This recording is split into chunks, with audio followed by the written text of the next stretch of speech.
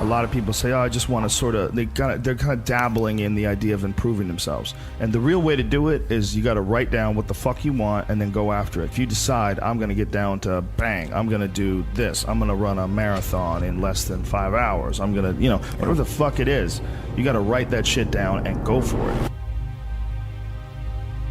Well, my workout, I schedule every Sunday. I schedule everything that I'm going to do during the week.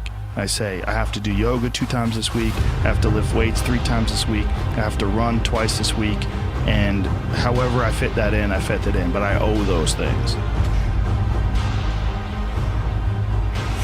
And you don't need 2.5 hours. You can get a great workout in 40 minutes, and that's all you need for the whole day, 100%. You know, this idea of time, like how much time did you put in today? Well, you could work out in a bullshit manner for 2 hours and not get nearly as much done as you can for a half hour hard just running. So I have to get those things in. The only exceptions are injuries and sickness.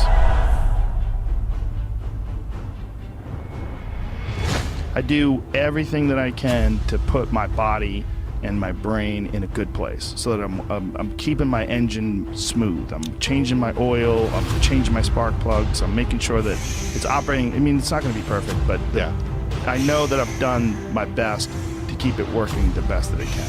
There's consequences that you pay to constantly seeking comfort and avoiding discomfort and avoiding hard work. And those consequences are you're never going to feel self-realized, you're never going to feel like you accomplished anything, you're never going to have this feeling of understanding that difficulty and struggle and the ability to push through that is a muscle, and you develop that muscle by doing it. And once you do, you develop a lot of self-satisfaction, and you develop peace of mind, and you understand that you can overcome obstacles. If you don't have to overcome obstacles, you never know whether or not you can. Unless you are faced with actual adversity, you don't understand how you're going to feel and how you're going to react when you overcome that adversity.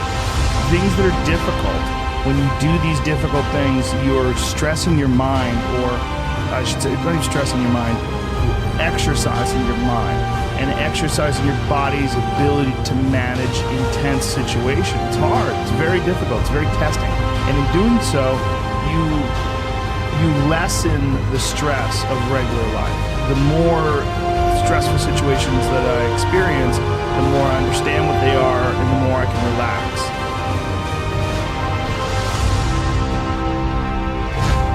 But it's also like a matter of constantly being exposed to these stressful situations, where there's not a long break in between doing stand-up or a long break in between martial arts training, where to the point where anxiety can build up, and then once you get into it, it's almost an unusual situation instead of a usual thing.